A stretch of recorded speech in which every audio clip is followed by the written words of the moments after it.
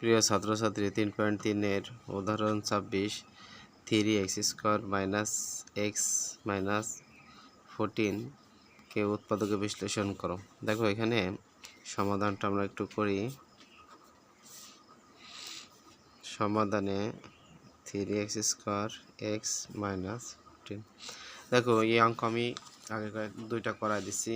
আজকে এইটা থেকে পূর্ণাঙ্গভাবে শিখে নেবা। সেটা হলো কিভাবে আমরা এটা কাজ করব। এটা উৎপাদকে আছে, উৎপাদকের শুরুটা করব কিভাবে এটা তো আমরা জানি। 3-4টা জিনিস মাথায় রাখতে হবে, যেমন এটা সূত্রে ফেলানো যায় কিনা, কমন নেওয়া যায় কিনা, তারপরে মিডিল টার্ম করা যায় কিনা। এই 3-4টা জিনিস মাথায় রেখে কাজ করলে হয়ে যাবে।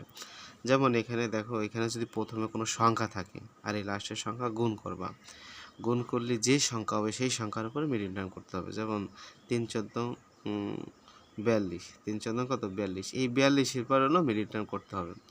দেখো এখন আবার আরেকটা শর্ত আছে, সেটা হলো এখানে x² হইতে হবে এবং এখানে x হইতে হবে।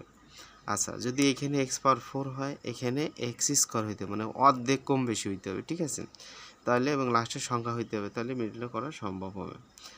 আচ্ছা দেখো, তাহলে 6×7=42, এই যে 6×7=42 আমরা দিলাম, এই 42 কোন দুটি সংখ্যা দ্বারা গুণ করলে 42 হবে? মানে যে দুইটি সংখ্যা দ্বারা গুণ করলে 42 হবে সেই দুইটি সংখ্যায় যোগ বা বিয়োগ করলে মাঝখানের সংখ্যা হবে।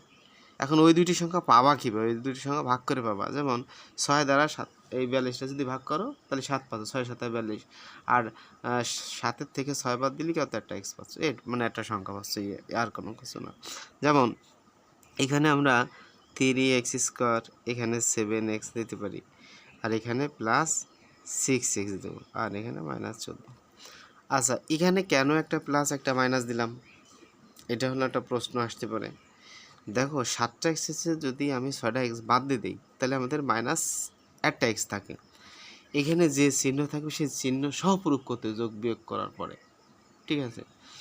তবে এটা তুমি প্লাস চিহ্ন, এটাতে মাইনাস চিহ্ন দিলে কিন্তু হবে না, কারণ এখানে 7টা x হলো বড় আর 6টা x ছোটো। তাহলে 7টা x থেকে 6টা x চলে গেলে একটা x থাকে, সে একটা x থাকবে -x হইতে হবে, তাহলেই হবে।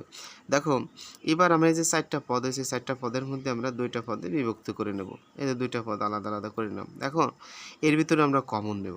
কমন নিয়ম রুলস কি? কমন নেওয়ার রুলস হলো যে সবচাইতে ছোট সংখ্যাটা কমন নেওয়া, আর যে কটা পদ থাকবে সেই পদের মধ্যে বিদ্যমান থাকতে হবে পদের ভিতরে। দেখো এখানে 3 আছে, 3 কিন্তু 7-এর মধ্যে আছে, কিন্তু 3 দ্বারা 7-এর ভাগ করা যায় না, পূর্ণ সংখ্যা চলে আসে, তাহলে 3 নেওয়া যাবে না কমন। এখানে 2টা x আছে, না একটা x, তাহলে আমি একটা x কমন নিই, খেয়াল করে দেখতে হবে কিন্তু। আচ্ছা, নেওয়ার পরে আমরা এখানে একটা মানে 3 থাকতেছে আর একটা x থাকছে, দেখো এখানে 3 থেকে গেল, 2টা x, একটা x, একটা x থাকে, এই প্লাস এই মাইনাস, কিন্তু এখানে কিন্তু চিহ্ন নেই কেন? এখানে চিহ্ন আছে, এখানে প্লাস, এই জন্য এটা চিহ্ন আঁকবে না, এটা তো প্লাস হয়ে গেল। একটা x কাটে গেলে থাকলে কত? 7। এখন এই ব্র্যাকেটের ভিতরে 3x - 7 বানাইতে হবে।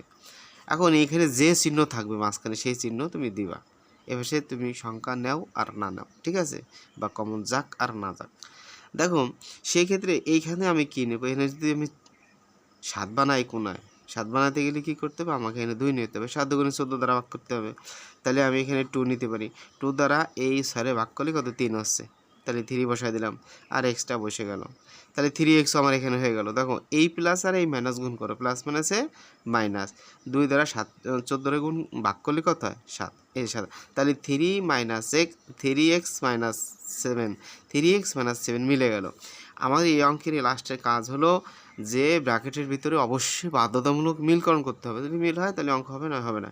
তাহলে আমরা এখানে নিতে পারি 3x - 7, আর এখানে x - 2। দেখো এইটা হলো কি আমাদের মূলত কাঙ্ক্ষিত যে রেজাল্টটা। দেখো আমি এটা কিন্তু একটু বেশি বোঝাইলাম, পরবর্তী অঙ্কগুলো কিন্তু আমি অত বোঝাবো না, চেষ্টা করব সহজে করে দেওয়ার জন্য। তা বেস্ট অফ লাক, ভালো থাকো।